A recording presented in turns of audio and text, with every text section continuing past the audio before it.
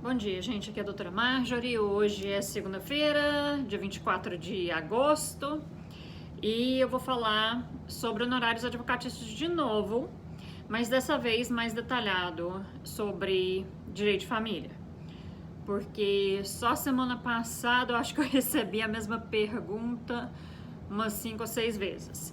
Então eu vou esclarecer no vídeo para já ficar mais fácil, né? Que aí eu posso falar para as pessoas, vai lá no Instagram ou no Facebook e assiste o vídeo que tá bem explicado para eu não ter que ficar me repetindo toda hora, pareço um broken record, né?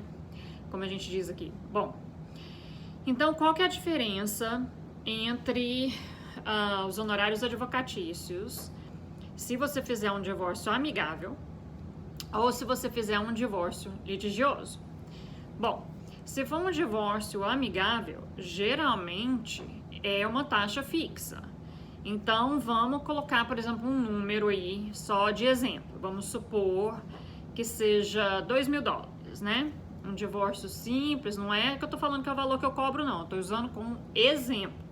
Porque isso aí é caso a caso, né? Cada caso é diferente.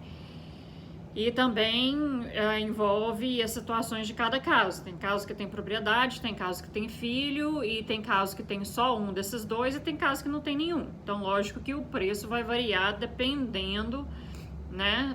O valor do serviço vai depender dos detalhes de cada caso, né? Por isso eu sempre falo, se você tiver alguma pergunta particular do seu caso, pode me ligar aqui no escritório, o número aqui é 954-474-7703.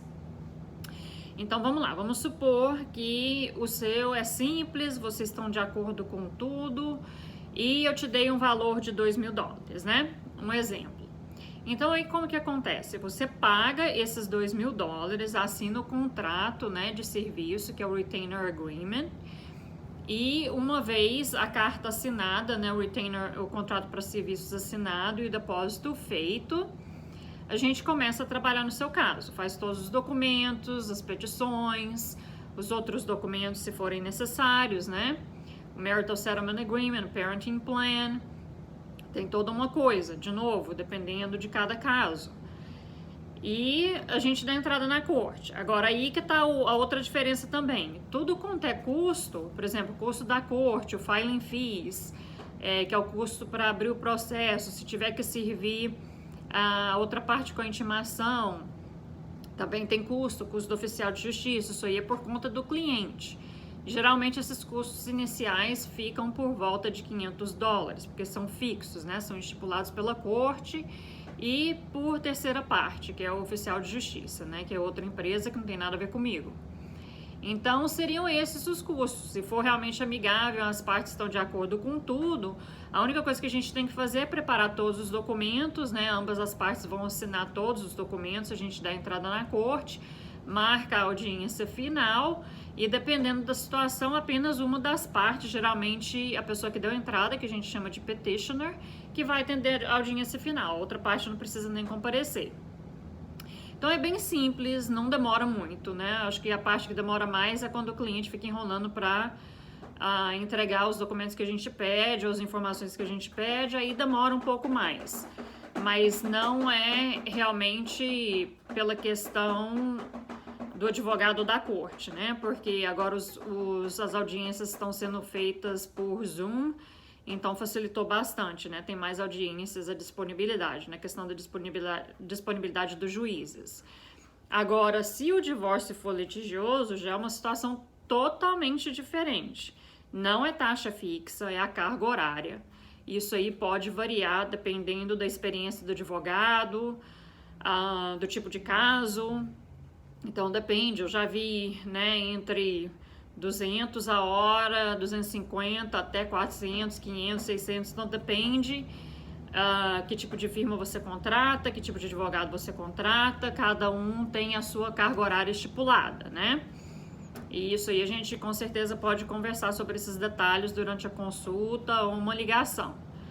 Então, não vou dar preço, porque, como eu disse, cada caso é um caso, e isso não é coisa que a gente se faz, que se faça num vídeo do Instagram, né? Então, a cada caso é um caso, né? Me ligue que a gente pode discutir direitinho. Agora, como que funciona? Se for um divórcio litigioso, geralmente, isso também é de firma para firma, né? Eu tô falando, no meu caso, eu peço um depósito de no mínimo de 10 a 15 horas. Geralmente 15, porque 10 horas realmente não é suficiente para fazer todos os documentos iniciais e o mandatory disclosure, que é a parte do discovery, né? A gente tem que entregar uma lista de documentos para o outro lado e o outro lado tem que entregar para a gente a mesma lista de documentos.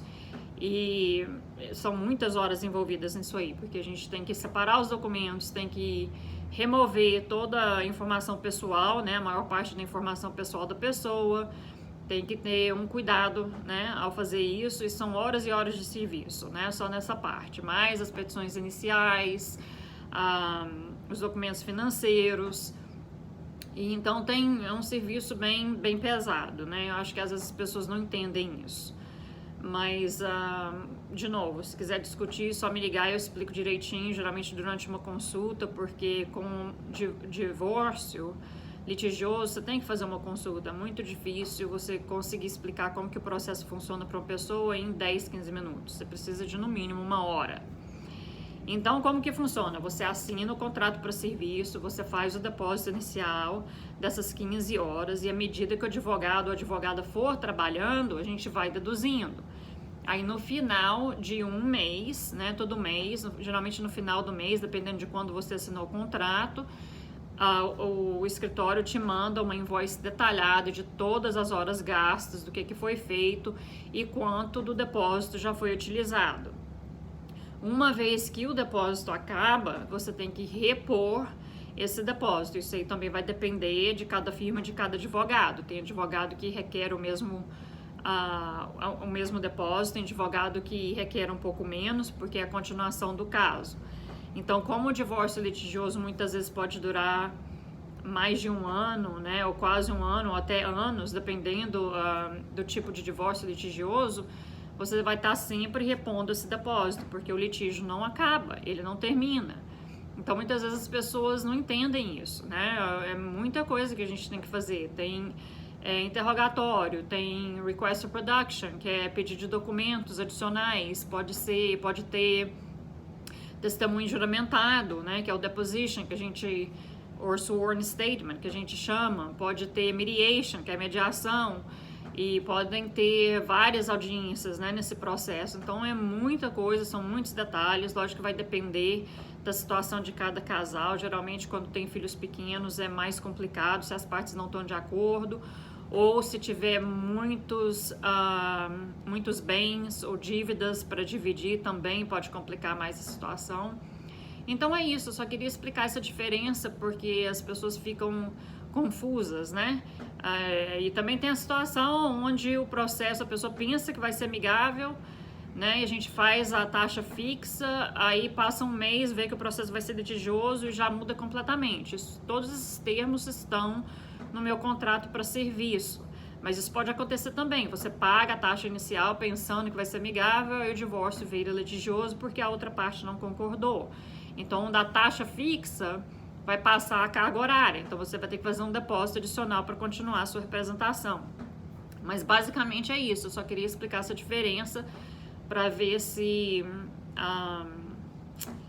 como a gente fala em português, na hora que eu esqueço as palavras, clarify, né, para poder explicar mesmo, mais detalhado essa situação. Então é isso, se vocês precisarem de uma consulta ou tiver alguma dúvida, é só me ligar. Toda a minha informação está acima na bio. E espero que vocês tenham uma ótima semana. Até breve!